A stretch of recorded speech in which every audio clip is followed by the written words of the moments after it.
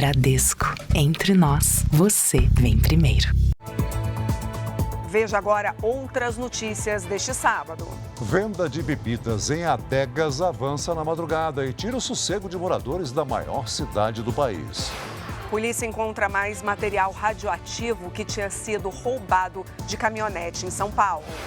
Governo quer que 70% dos atendimentos ao consumidor sejam feitos por humanos. Joe Biden admite que não se preparou para o debate, mas diz que vai disputar a reeleição. Projeto usa réplicas de guarás vermelhos para atrair novas aves para o litoral paulista. E na reportagem especial, os brasileiros que viajam para a Itália em busca da história da família.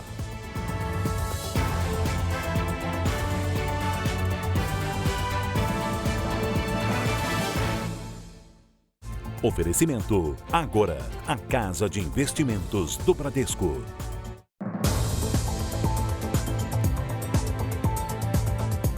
Nos 5 primeiros meses desse ano foram registrados, em média, 30 casos de estupro de vulnerável no estado de São Paulo. A maior parte das vítimas é formada por meninas e adolescentes que sofrem abusos praticados dentro de casa. Esta adolescente foi vítima de abuso desde os 8 anos de idade por um primo. Durante muito tempo, ela sofreu em silêncio por causa das ameaças. Ele falava que se eu contasse, ele ia matar meu avô e minha avó. E eu, com medo, nunca contei. A tia da adolescente, que na infância foi assediada pelo mesmo homem, que hoje tem 46 anos, encorajou a menina a procurar a polícia. Ela não se conforma com o agressor ter ficado impune. É triste você ver que a gente foi lá, denunciou, fez o corpo de delito. Ele foi para casa dele, pegou todas as coisas dele e fugiu. Só este ano foram 4.500 registros de estupros de vulneráveis. Em São Paulo, são em média 30 casos por dia. A maioria das vítimas é do sexo feminino. Em 68% das vezes, o crime aconteceu dentro de casa. Este juiz da Vara de Violência Doméstica e Familiar afirma que dos 21 julgamentos marcados para os próximos meses, 5 são casos de estupro de vulnerável. Todos os acusados estão presos preventivamente e tinham algum grau de parentesco com as vítimas.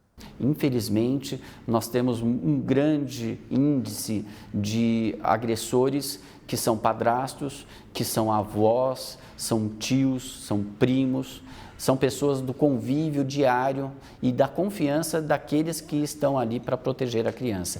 Uma prática comum dos estupradores é tentar desmerecer o depoimento da vítima, dizendo que a história é fruto da imaginação. Nosso trabalho é exatamente desvendar se há essa manipulação e normalmente o que nós vemos é isso, que realmente a criança começa a ser espontânea e ela acaba falando o que aconteceu, né?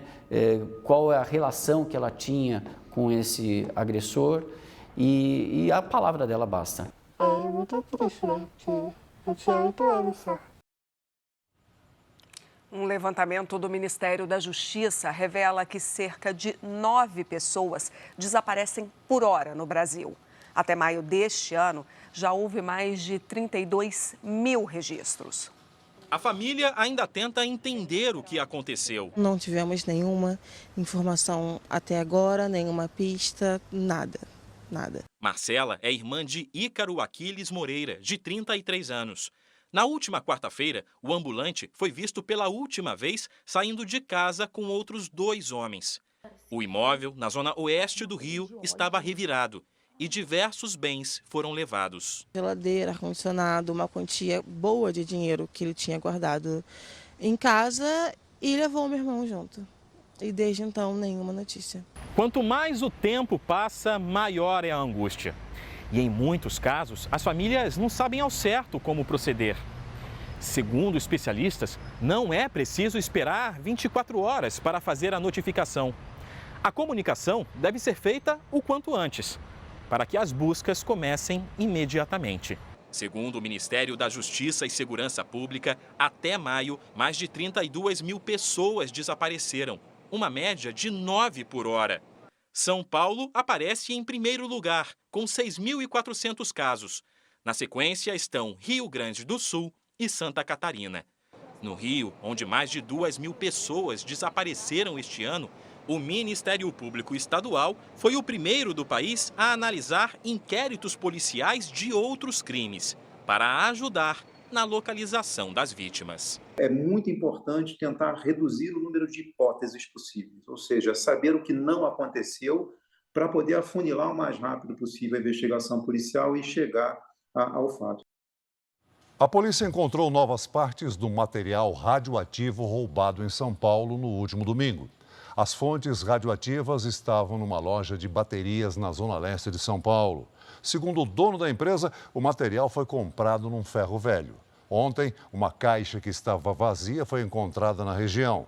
O Corpo de Bombeiros e a Companhia Ambiental de São Paulo também participam das buscas.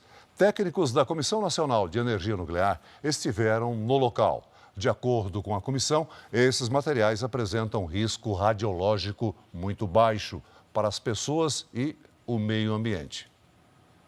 As praias do Ceará estão preparadas para receber os turistas durante o período de férias escolares. Com o aumento dos banhistas, os bombeiros reforçam o grupo de salvamento para evitar acidentes. Um litoral com mais de 570 quilômetros de extensão, onde faz sol o ano todo. Uma areiazinha dessa, você botar seus pés, aproveitar um banhozinho de mar. E um camarão desse? E um camarãozinho desse, uma lagosta, uma ostra. Fechou. O que é que você quer mais? O Ceará é tudo isso e mais. O calor, né? Praia, água quente, calor humano, uma boa alimentação, povo alegre. Aqui na praia de Fortaleza, a gente é de Manaus, Amazonas. E aqui a melhor estrutura de praia que a gente vê no Brasil é aqui. O estado deve receber nesta temporada de férias cerca de 315 mil visitantes. Segundo a Secretaria de Turismo, um aumento de 5% em relação à temporada passada. 2 bilhões de reais devem ser injetados na economia do estado. E quanto mais gente nas praias, maior é o trabalho do pessoal do Corpo de Bombeiros. Durante o primeiro semestre, foram realizados 278 resgates nas praias do Ceará. Só aqui na Praia do Futuro, em Fortaleza, a mais procurada pelos banhistas, foram 220 salvamentos. Nossas estatísticas mostram que grande parte das pessoas que estavam se afogando ou foram resgatadas antes mesmo de se afogar, utilizaram a bebida alcoólica antes dessa diversão. Outra característica bem marcante é a presença de crianças sem a visualização dos seus responsáveis. Na praia, certas paisagens mudam ao longo do dia. Não dá para vacilar. Enquanto a maré está baixa, um canal como esse aqui, em que famílias se divertem com toda tranquilidade, não representa nenhum problema. Mas daqui a algumas horas a água do mar sobe e ocupa todo esse espaço. Aí aquele banhista menos prevenido que passar por aqui pode cair numa armadilha. O local é cheio de buracos. Quem tem um filho sabe que não pode descuidar nem por um instante. Ele gosta de tomar banho de mar, então assim, sempre comigo, sempre no raso, e ele já entendeu que o mar ele é forte, pode puxar, tem os buracos, então assim, a gente já vai ensinando ele desde pequeno. Para não levar nenhum susto durante um passeio tão merecido, é bom seguir as dicas de quem entende do assunto. Respeite sempre a sinalização imposta pelo profissional guarda-vidas ou respeite também as dicas passadas por ele verbalmente. E nunca misturar o uso de bebida alcoólica com diversão na água. Uma onda de frio intenso ganhou força no sul do país e a neve pode ser a grande atração nas regiões mais altas da Serra Gaúcha. Um dia de sol com temperaturas baixas é a cara da Serra Gaúcha. Muito frio mesmo. Acho que eu esperava tanto frio assim chegando aqui. Bem frio, só falta nevar, né? Sou de Curitiba, tá maravilhoso. Aconselho vir pra cá e curtir. A possibilidade de nevar atrai ainda mais turistas para a cidade. Mas esse ano a situação mudou. Cidades como Gramado costumam ficar lotadas durante o inverno. Em julho do ano passado, mais de 700 mil turistas passaram por aqui. Neste ano, o cenário está um pouco diferente. Tem menos movimento nas ruas. E o principal motivo é que depois das enchentes, o acesso até a Serra Gaúcha ficou bem mais difícil. O aeroporto Salgado Filho, em Porto Alegre, segue fechado. 70% dos passageiros que desembarcavam na capital tinham como destino a Serra Gaúcha. Neste hotel de Gramado, o perfil do turista mudou. Nós ficamos muito restritos, né? Porque sem aeroportos a gente fica dependendo somente do gaúcho, do catarinense e do paranaense, que muitas vezes vem de carro. O paulista, o próprio nordestino, que é quem vem com frequência no período de frio, não consegue nos visitar neste momento. Opções de lazer não faltam na cidade e na região. Com ou sem neve, as lojas, restaurantes e hotéis garantem que estão preparados para receber os turistas. Nós estamos 100% operacionais, está completamente seguro e mesmo as pessoas de fora estão vindo. Então elas adoram aqui o Rio Grande do Sul, Gramado, a Serra toda. Além do frio, o sábado também foi marcado pelos temporais em várias cidades das regiões Sul e Nordeste. Vamos conversar com a Giovana Rizardo. Giovana, como fica o tempo nesse domingo? Uma boa noite para você. Olha, Renata, tem mais previsão de chuva forte nessas áreas. Boa noite para você, para o Celso e a todos que nos acompanham. Atenção para quem mora perto da faixa litorânea do Nordeste. O Instituto Nacional de Meteorologia, o IMET, emitiu um alerta para grandes volumes de chuva em todo o litoral neste domingo. A maior quantidade de água deve cair sobre as capitais Recife, João Pessoa e Natal. A previsão é de um domingo nublado, com chuva a qualquer hora e aquela sensação abafada, sabe? À tarde, as temperaturas ficam em torno dos 27 graus. Ao contrário do que acontece por lá, o tempo segue firme em grande parte do Brasil. A explicação a gente vê nas imagens de satélite. Há pouquíssimas nuvens carregadas sobre o continente. Amanhã, o ar frio continua avançando pelo sul e pelo interior dos estados de São Paulo e Mato Grosso do Sul. Na faixa norte do país, as pancadas de chuva persistem por causa da combinação de calor e de ventos úmidos. O domingo será ensolarado e seco em toda essa mancha clara aqui do mapa. Tarde fria em Porto Alegre com máxima de 13 graus. Em São Paulo, esquenta mais e faz até 28.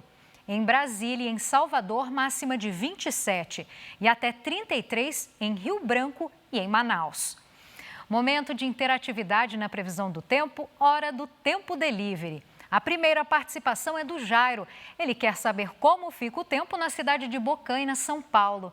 Seja muito bem-vindo, Jairo. Olha só, domingo com sol e calorão. Faz até 31 graus. A partir da segunda-feira, as temperaturas começam a cair e faz até 26. Na terça-feira, dia nublado e com chuva a qualquer hora, faz até 21 graus à tarde.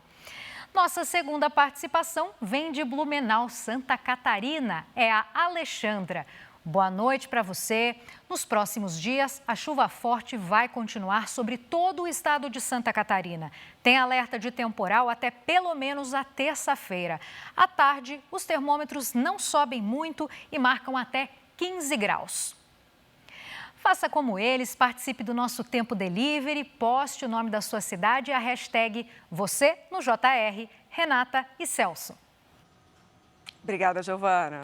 Há 80 anos, o primeiro escalão da Força Expedicionária Brasileira embarcava rumo à Europa.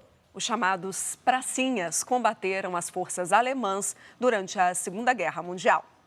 103 anos. Seu Elmo tem muita história para contar. Uma delas em especial. Ele fez parte da Força Expedicionária Brasileira e lutou na Segunda Guerra Mundial entre o fim de 1944 e o início de 1945. É dignificante para nós chegar ao fim da vida, como é o meu caso, ter cumprido nossa obrigação, nosso dever como cidadão, né? Este ano, o embarque da tropa do Rio de Janeiro rumo à Itália completa 80 anos. Os pracinhas, como ficaram conhecidos os veteranos de guerra, enfrentaram muitas dificuldades, como falta de armas e treinamento. Mesmo assim, venceram batalhas importantes contra tropas alemãs. São histórias de coragem, né, de patriotismo, de bravura, tudo isso, mas também histórias de superação pessoal, de superação do Brasil enquanto país para aquele esforço de guerra gigantesco, né, para o qual não estava preparado. Parte dessa história está sendo contada nesta exposição no centro do Rio. Ao todo, 25 mil militares, incluindo 67 mulheres, fizeram parte da Força Expedicionária Brasileira, a FEB. Além dos inimigos declarados, os brasileiros enfrentaram outros obstáculos pelo caminho. Principalmente, tiveram que enfrentar o inverno europeu nos Apeninos, onde as temperaturas chegaram até menos 20 graus Celsius. A mostra também traz o desenho A Cobra Fumando, símbolo estampado no uniforme da FEB e que foi reproduzida até por Walt Disney. O motivo para a escolha é tão curioso quanto a imagem. Se dizia na época que era mais fácil que uma cobra fumasse que o Brasil fosse para a guerra. Então, como o Brasil estava na guerra, partiu dos próprios pracinhas colocar esse símbolo. Com a inteligência artificial, é possível relembrar o passado com apenas um toque. Aqui nesta tela, o visitante descobre, por exemplo, quem foram os heróis e heroínas no combate e até as letras de músicas escritas pelos soldados. Elas eram uma forma de tornar menos difíceis os dias na guerra.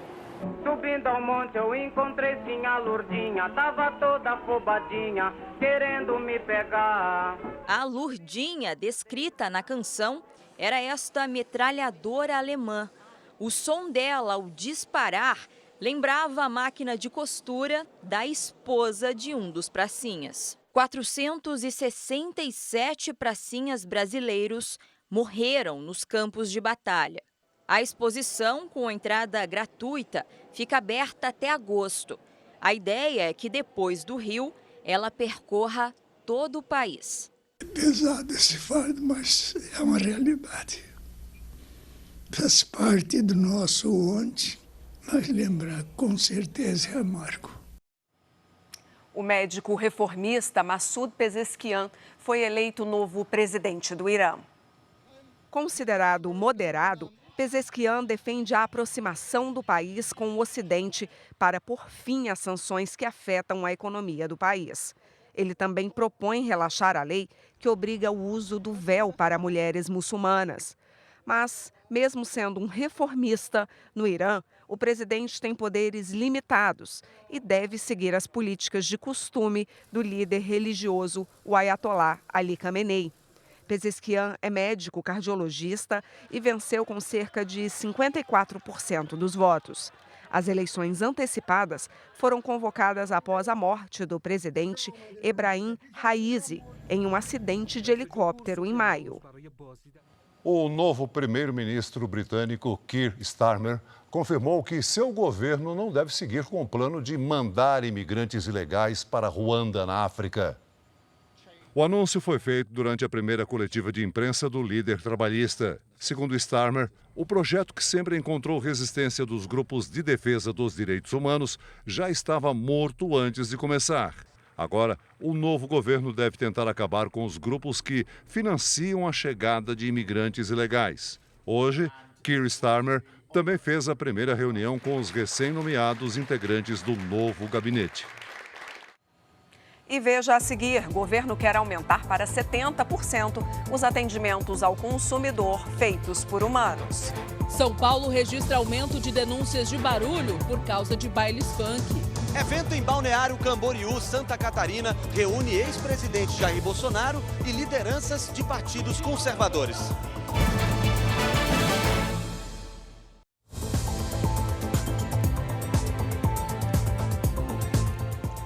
O Serviço de Atendimento ao Consumidor, o SAC, deve passar por mudanças. O Ministério da Justiça prepara um decreto para exigir mais atendimento feitos por humanos. Já ligou para um serviço de atendimento ao cliente, precisando falar com alguém da empresa e só conseguiu escutar aquelas mensagens gravadas, sem resolver o problema? Para mim é muito incômodo, né? Porque você liga E aí cai lá uma musiquinha, né? E fica naquela musiquinha e aguarda o momento. Aí fica aquela musiquinha chata o tempo todo. Até transferir para um atendente humano, já é aqui um papo de 5 minutos.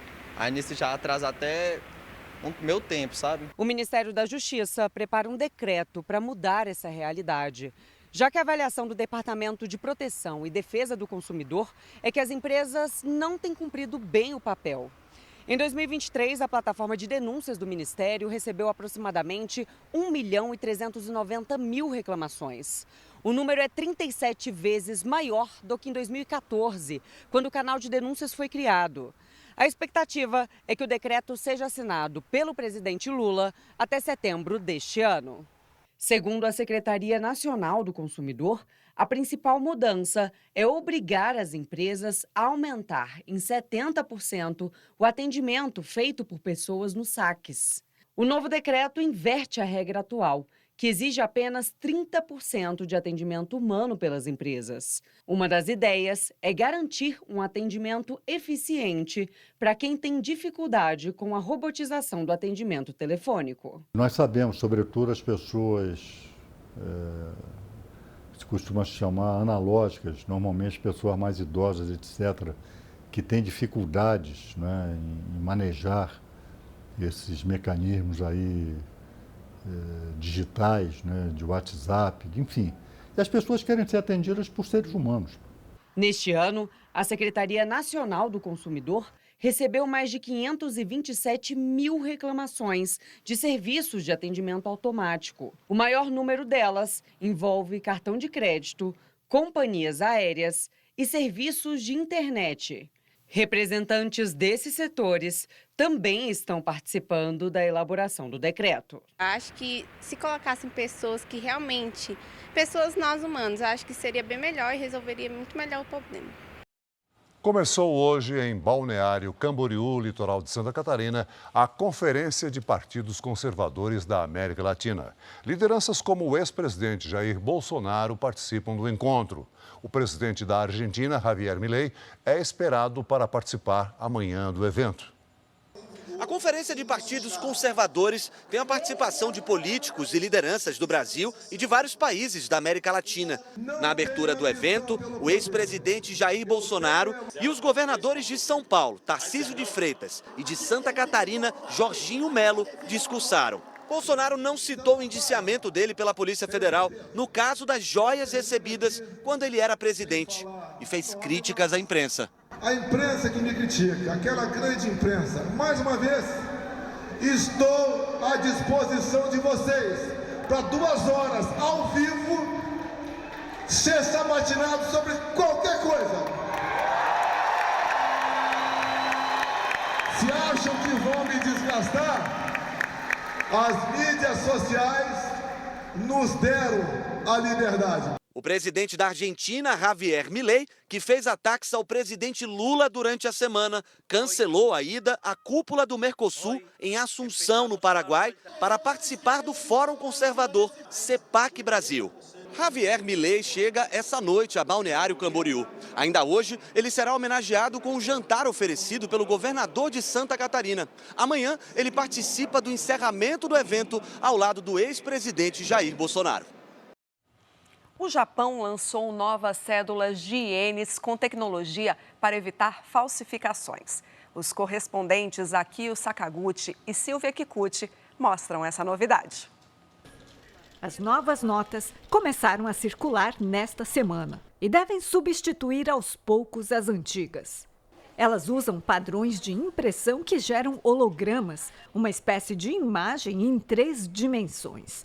Algo inédito no mundo para moedas em circulação. É a primeira vez em 20 anos que renovamos as cédulas. Apesar de muita gente usar o dinheiro eletrônico, queremos garantir a segurança no pagamento com papel, disse o diretor do Banco Central japonês.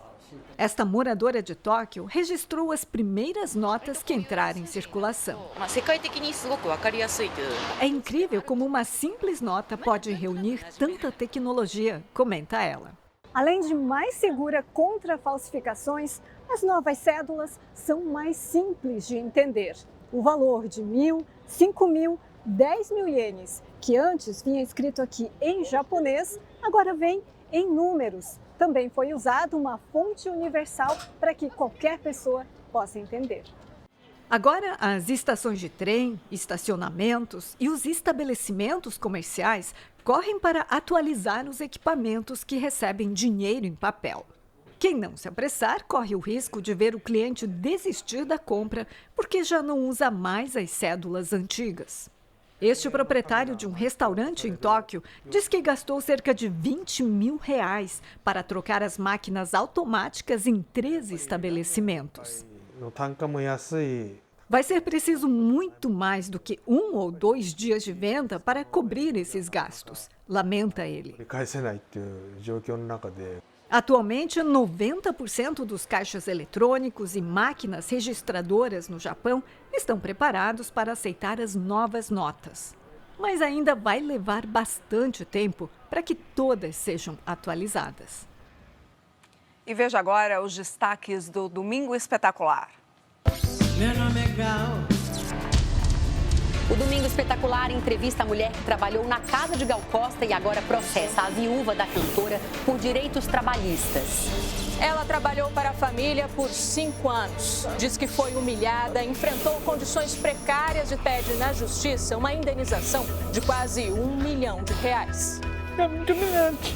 Luciana revela detalhes da convivência com a família de Gal. Você não podia comer a comida da família? Não podia comer. O Domingo Espetacular localiza brasileiro que caiu no golpe do falso emprego e se tornou escravo virtual na Ásia. Ele pensava que ia trabalhar atendendo clientes, mas foi obrigado a aplicar golpes em pessoas de várias partes do mundo. Simplesmente eles tiraram o passaporte e nunca teve nenhum contrato assinado da minha parte. A gente revela detalhes do esquema que fez dezenas de brasileiros reféns. E o drama das vítimas para conseguir voltar para casa.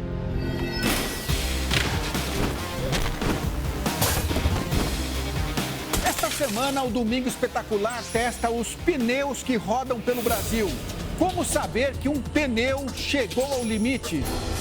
Os perigos de usar pneus e câmaras de ar velhos, remodelados ou riscados de novo. Os cuidados que devemos ter para evitar acidentes graves. Isso aqui na estrada seria um acidente gravíssimo. Gravíssimo. É no Domingo Espetacular. Depois da estreia do Canta Comigo Tim 5. Veja ainda hoje, Prefeitura de Paris é criticada por retirar moradores de rua antes dos Jogos Olímpicos. Para repovoar manguezais do litoral sul paulista de Guarás Vermelhos, biólogos instalam réplicas da ave na natureza.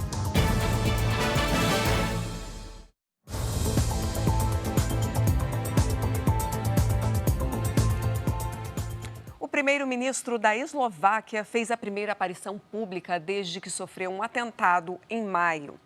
Ainda com sequelas, o premier participou de um evento com autoridades em Bratislava, capital do país, e foi aplaudido antes de discursar. Robert Fico levou 5 tiros a queima-roupa e ficou gravemente ferido. O atirador, um homem de 71 anos, foi detido após o ataque e acusado de terrorismo. Se condenado, pode pegar prisão perpétua.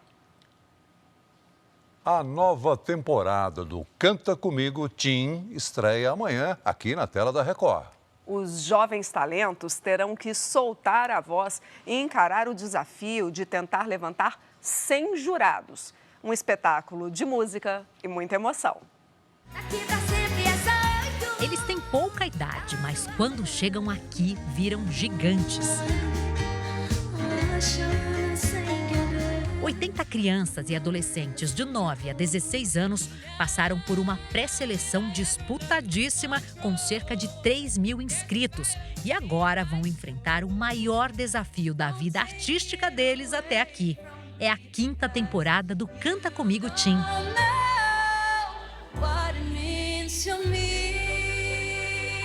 Talento, performance e, claro, muita fofura. A competição de jovens cantores e cantoras quer conquistar todo mundo desde o primeiro programa.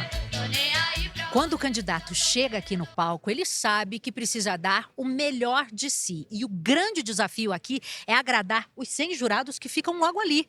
É preciso torcer muito para que cada um deles se levante e cante junto. Superar o nervosismo é fundamental. Eu percebo que o nervosismo estraga muito da apresentação das pessoas. Eu sei que é difícil, todo mundo fala, o nervosismo atrapalha, não pode ficar nervoso, mas tem que confiar em si. Uma oportunidade única. Não perca essa oportunidade por causa de um nervoso. Não vale a pena. E não basta apenas cantar bem, viu? Tem mais chances de chegar à final quem também se destaca no quesito carisma. Aqui tudo precisa ser um convite. O olhar precisa ser um convite, o sorriso, um gesto, a história, a música, tudo é um convite para canta comigo, porque eles precisam cativar 100 jurados para cantar junto com eles. A competição é comandada pelo Rodrigo Faro. Artista desde criança, o apresentador conhece bem o frio na barriga que esses jovens talentos sentem na hora de se apresentar. Já passei por um palco como esse, então eu sei exatamente o que está passando na cabecinha delas e por isso que eu procuro sempre acolher e falar o que a criança precisa ouvir naquele momento. A gente está lidando com sonhos, né? Então a gente tem que tomar muito cuidado e respeitar muito o sonho dessa criançada. Agora, coração que fica acelerado mesmo é o dos pais. E é da Ticiane Pinheiro a tarefa de vivenciar com eles toda a ansiedade e emoção durante as apresentações. Para ajudá-los, para dar aquela força, para acalmá-los, né? Porque todos ficam muito tensos antes do filho entrar no palco. Acho que os pais ficam mais tensos até que os filhos. Qual é o segredo para conquistar 100 jurados? A tarefa de fazer cada um deles se levantar não é fácil. Então vamos às dicas. A escolha da música faz muita diferença. Então é importante que ele tenha aquela sensação de, olha, essa música tem um refrão que normalmente as pessoas gostam de cantar. Ter calma e treinar bastante para ter muita confiança e conseguir emocionar todo mundo. Quando eles se entregam para a gente toda a sensibilidade, tudo aquilo que eles sentem dentro deles. Canta Comigo Tim, uma competição que vai emocionar, empolgar e fazer até quem está em casa cantar junto. É emoção do começo ao fim e é o programa perfeito para a família brasileira, né?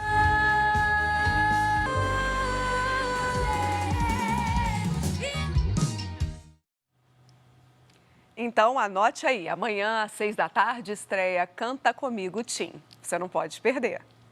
Pesquisadores têm usado réplicas de guarás vermelhos para tentar atrair novas aves da espécie para o litoral sul de São Paulo. A ave que vive em bandos é um símbolo das regiões de mangue. Essa curva, Gerson conhece bem. Já são 40 anos fazendo pranchas de surf. Mas a oficina dele agora dá espaço também para outra arte. O meu trabalho é muito artesanal, é manual. Por isso que a gente chegou nesses bonecos hoje aí, né? O isopor e a resina são os mesmos. Com poucos instrumentos, Gerson faz o bico e as patas bem compridos e ajusta o corpo. A réplica tem pouco mais de meio metro. É a altura precisa de um guará vermelho, ave símbolo das regiões de mangues. Gerson nasceu e mora até hoje em Peruíbe, cidade do litoral sul paulista. Por um bom tempo, ficou difícil avistar guarás vermelhos na cidade. Eles tinham sumido, por vários motivos, principalmente por causa da urbanização. Mas um grupo de pesquisadores decididos a trazer os guarás vermelhos de volta a Peruíbe teve uma ideia. Como essa é uma espécie que costuma viver em bando, era necessário que os guarás se sentissem novamente seguros nos manguezais. Por isso, os bonecos fabricados pelo Gerson foram trazidos aqui para a natureza.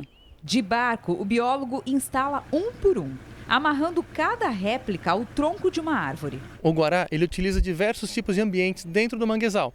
Árvores mais baixas, bancos de lodo, que é onde ele vai comer.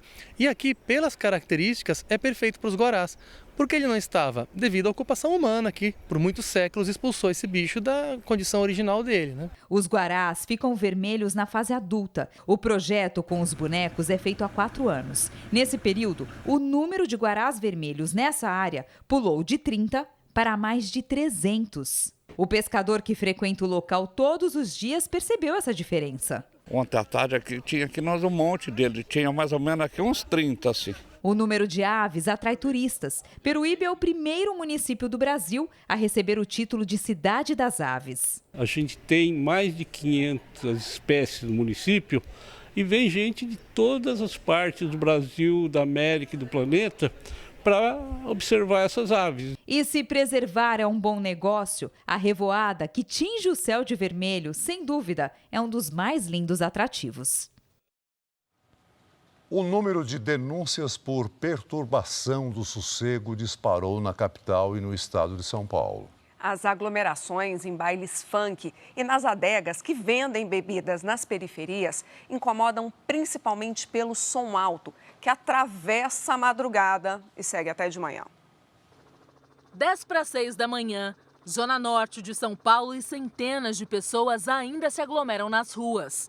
A festa, que começou na noite anterior, ainda não acabou. Eles começam praticamente às 23, tá? E eles vão até umas 8 horas da manhã.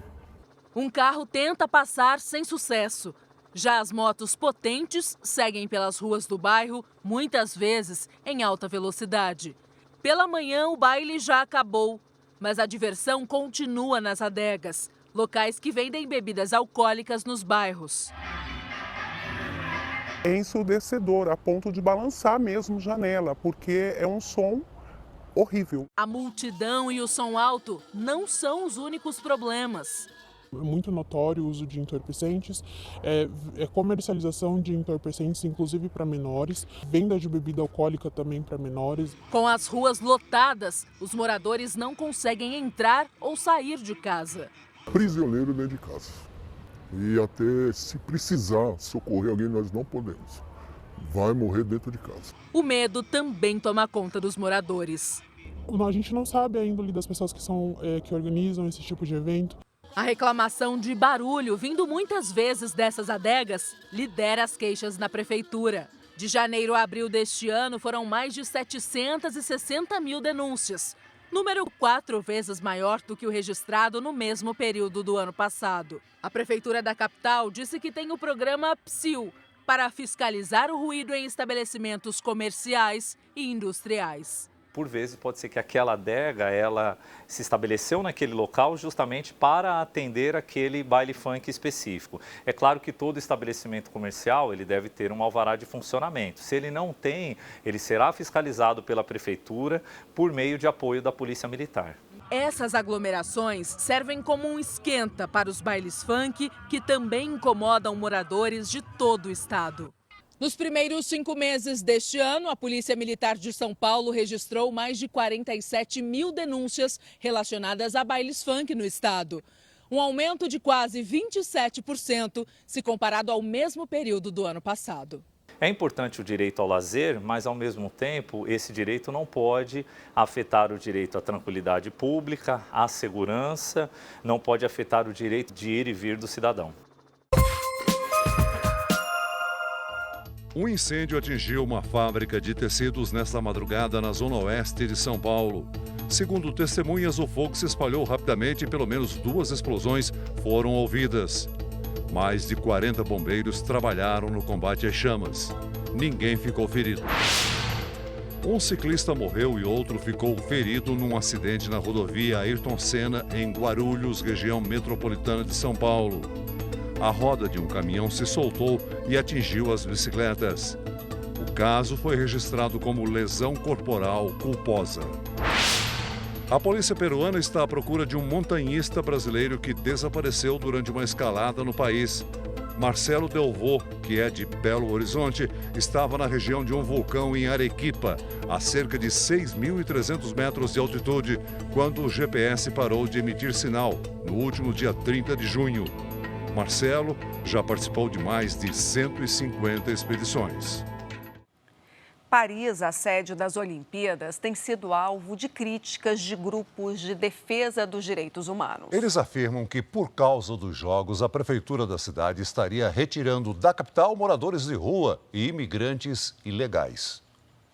As últimas operações aconteceram em áreas ao norte e ao leste de Paris. Neste local, 450 pessoas viviam numa ocupação.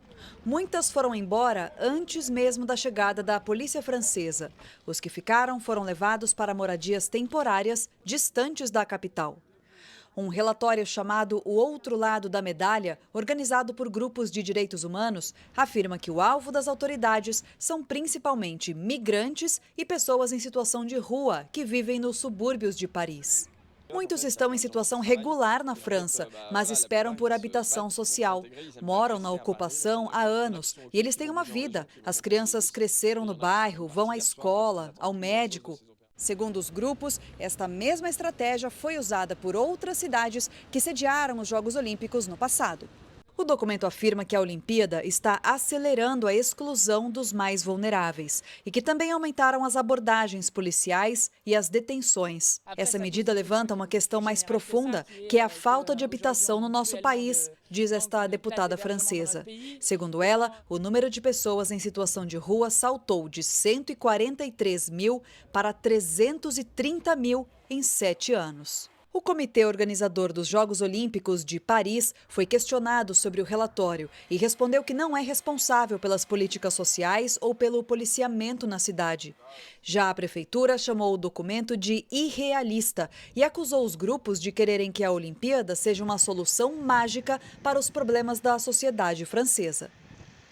Veja a seguir. Em entrevista, o presidente Joe Biden admite falta de preparo para debate. Você vai ver no Jornal da Record que cada vez mais brasileiros voltam à terra de origem para conhecer a própria história. Rio de Janeiro ganha prêmio internacional como melhor destino de férias da América do Sul.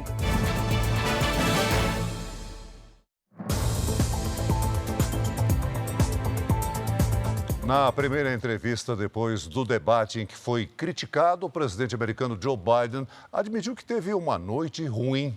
Ele minimizou as dúvidas sobre as suas condições de saúde e disse que só Deus pode fazer com que ele desista de tentar o segundo mandato. Um candidato aparentemente mais seguro. Em entrevista exclusiva ao âncora George Stephanopoulos, da ABC News, Joe Biden deu sua versão para o mau desempenho no último debate. Eu estava exausto, tive uma noite ruim. Biden ainda culpou a viagem que fez à Europa. No dia 15 de junho, ele participou do encontro do G7, grupo das maiores economias do mundo. Ao ser questionado da volta a pelo menos 6 dias antes do debate, Biden acrescentou: eu estava doente, tive uma gripe muito forte. Desde o debate, Joe Biden vive a maior crise da campanha com eleitores e colegas de partido, colocando em dúvida a capacidade do presidente para enfrentar um novo mandato aos 81 anos. Biden foi perguntado se faria um teste para provar que está bem, mas ele desconversou. Sou testado todos os dias. Tudo que eu faço, disse Biden. O desempenho de Biden na entrevista ajudou a acalmar os ânimos, mas não foi suficiente para que alguns políticos do partido do presidente desistissem de buscar uma alternativa. Amanhã está marcada uma reunião entre democratas para discutir o que ainda pode ser feito. Desde o desastroso debate, pesquisas mostram o avanço de Donald Trump. Além disso, a desistência de muitos financiadores preocupa o partido do presidente. Já Biden garantiu que não há ninguém mais qualificado que ele para vencer a corrida eleitoral e que só desiste se Deus mandar. As negociações por um cessar-fogo na faixa de Gaza, iniciadas nessa semana, podem voltar à estaca zero. Israel rejeitou um dos pedidos do Hamas. O grupo terrorista quer ter garantias de que Israel seguirá negociando uma trégua definitiva após os reféns serem libertados. O governo israelense recusou a proposta. O Egito, um dos países mediadores das conversas, disse que vai tentar uma nova rodada de negociações. Neste sábado, em protestos marcados em todo o país, milhares de israelenses foram às ruas pedir a libertação dos reféns. Em Tel Aviv, na capital do país, houve confronto com a polícia depois que manifestantes ocuparam parte de uma rodovia. Uma premiação internacional do setor de turismo elegeu o Rio de Janeiro como o melhor destino de férias da América do Sul. O Brasil ainda foi selecionado este ano em outras 3 categorias. Não é à toa que ela é conhecida como a Cidade Maravilhosa. Me encanta, estou maravilhada e é sonho para mim. E atrai gente de todos os cantos do Brasil e do mundo. Honduras. Sim, Centro-América. Primeira vez em Rio? Primeira vez em Rio. Essa paixão dos turistas pelo Rio de Janeiro fez a cidade ser reconhecida e eleita como o melhor destino de férias da América do Sul. A premiação é conhecida como o Oscar do turismo. O Rio de Janeiro é um destino bem amplo, né? Onde você encontra todas as atividades. Se você quer sair para assistir um futebol, você quer assistir um show, você quer ir ao teatro, você quer ir à praia, você quer ir à Floresta da Tijuca. O Rio também venceu na categoria Principal Destino Cultural da América do Sul. E o que não falta na cidade são opções para quem procura por arte e literatura. Um dos símbolos culturais é o Teatro Municipal, que este ano completa 115 anos. Construído no início do século passado, o prédio fez parte do projeto de reurbanização da cidade e foi inspirado no Teatro da Ópera de Paris e é uma das principais casas de espetáculos da América Latina. Quando o assunto é unir turismo e esporte, São Paulo aparece em primeiro lugar. Mas o Rio de Janeiro também está na frente na hora de aproveitar o fim de semana. Foi eleita a melhor cidade para os dias de folga. E mesmo enfrentando problemas que afetam as grandes cidades, o Rio continua lindo e conquista cada vez mais admiradores. Me encanta, precioso Rio de Janeiro, fascinante. O Jornal da Record visitou o estádio do Pacaembu, que está em obras há 3 anos. O local é patrimônio histórico de São Paulo e está quase pronto para voltar a oferecer diversão e lazer aos paulistanos. O som que ainda toma conta do estádio é esse. Já são 3 anos de obras e 800 milhões de reais investidos. O complexo do Pacaembu, agora administrado por uma concessionária, começa a ficar pronto. Por enquanto, a quadra de tênis e o centro de convenções são os únicos espaços liberados, inclusive para eventos como essa feira de arte. Depois será a vez da piscina e do ginásio de esportes, que serão abertos à população. A utilização do clube ela permanecerá a mesma de quando da gestão pública. Ou seja, os equipamentos do clube eles são de uso público, a piscina gratuita e o ginásio poliesportivo e o centro de tênis são usados mediante reserva e o pagamento como já ocorria na gestão anterior, na gestão pública. No local onde ficava parte da arquibancada, o famoso tobogã, um hotel está sendo construído. A sensação é de nostalgia. Eu estou subindo a escadaria do Pacaembu, palco de tantas partidas históricas. O campo de jogo, olha só, está pronto. Agora com grama sintética. Mas o que todo mundo quer saber é quando a torcida vai poder de novo fazer a festa lá nas arquibancadas, que agora vão ter capacidade para 26 mil pessoas. As obras continuam em ritmo acelerado, mas a concessionária garante que até o fim do ano a bola vai voltar a rolar aqui no Pacaembu. A inauguração da arena já sofreu atrasos. Estava prevista para janeiro na final da Copa São Paulo. Não houve condições. Em abril, um show do cantor Roberto Carlos precisou ser cancelado.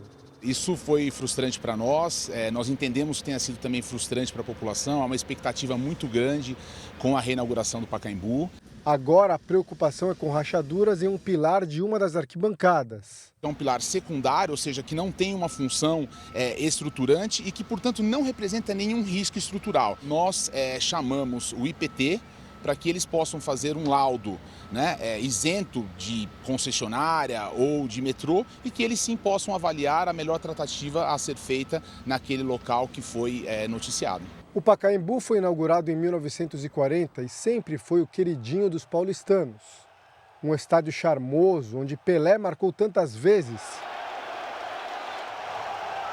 e que durante muito tempo foi a casa do Corinthians. Na reforma, boa parte da arquitetura original foi preservada.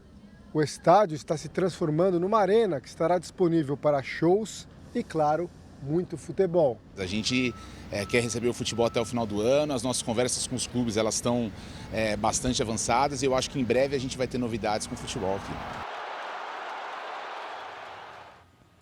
32 milhões de descendentes italianos vivem no Brasil, a maior comunidade fora da Itália no mundo. E cada vez mais brasileiros viajam para lá com o objetivo de buscar as próprias raízes. Uma visita com menos fotos e mais sentimentos. Documentos guardados a 7 chaves, conservados com muito cuidado. Se colocássemos todos os papéis juntos, a fila chegaria a mais de 14 quilômetros.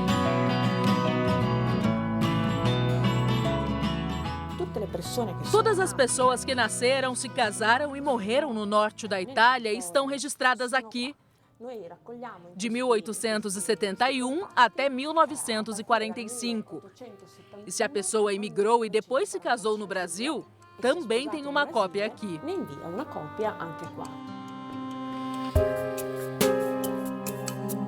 Nesta sala estão a história de muitos descendentes de italianos. São documentos que ajudam os estrangeiros a comprovar que familiares viveram na Itália. Cássia veio atrás desses registros e nunca mais foi embora. Hoje, a brasileira trabalha e mora na mesma cidade do bisavô materno. Eles nunca tiveram oportunidade de mais ver a família, ver os pais, ver ninguém, deixaram todo mundo, não tinha condições nenhuma de voltar para cá e poder fazer isso, eu acho que é uma forma de honrar, né, o sofrimento todo que passaram, até para se adaptar, né, num outro país e sem ninguém, né, da família.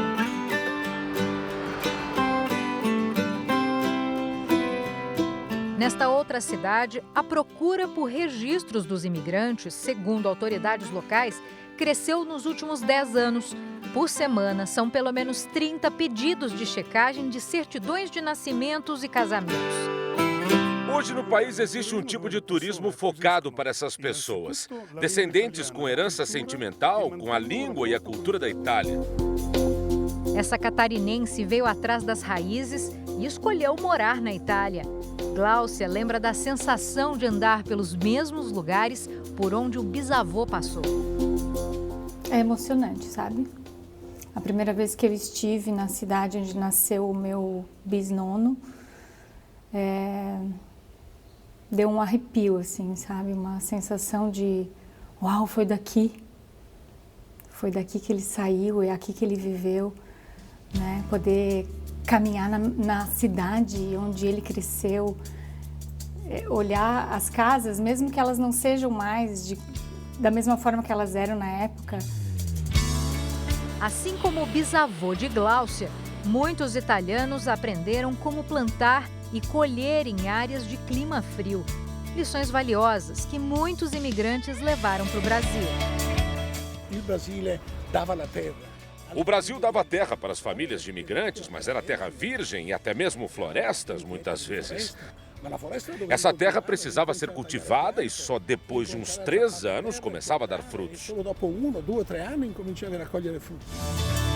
O principal fruto cultivado é este: uvas especiais para vinhos. O clima da região e o tipo de solo ajudam. Nestes corredores subterrâneos, garrafas e barris descansam enquanto a fermentação dos vinhos tintos acontece. Estamos exportando para mais de 130 países e isso também gera desenvolvimento local com novos empregos, hotéis, restaurantes e outras estruturas.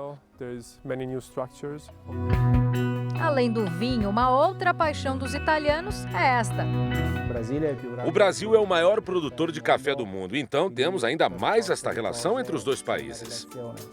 O expresso feito assim, com essa máquina, é uma invenção italiana.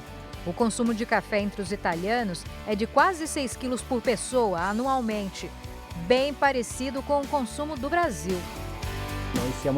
Nós somos conhecidos porque faz parte da nossa cultura pelo café expresso italiano e pelo cappuccino. A paixão pelo café é tanta que eles também inventaram um doce que leva café na receita.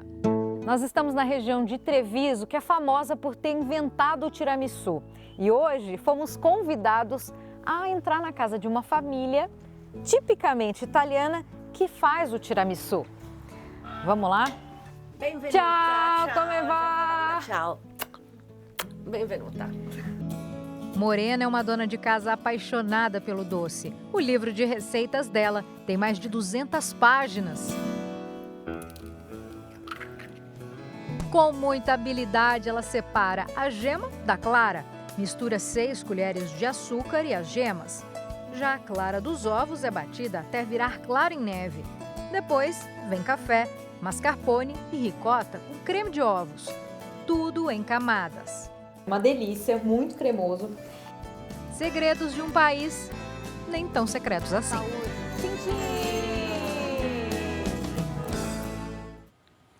O Jornal da Record de hoje termina aqui. Essa edição na íntegra e também a nossa versão em podcast estão no Play Plus e em todas as nossas plataformas digitais. Fique agora com Heróis Eternos. E logo após os melhores momentos de A Rainha da Pérsia, tem a grande conquista. Imperdível. Uma boa noite para você. Boa noite.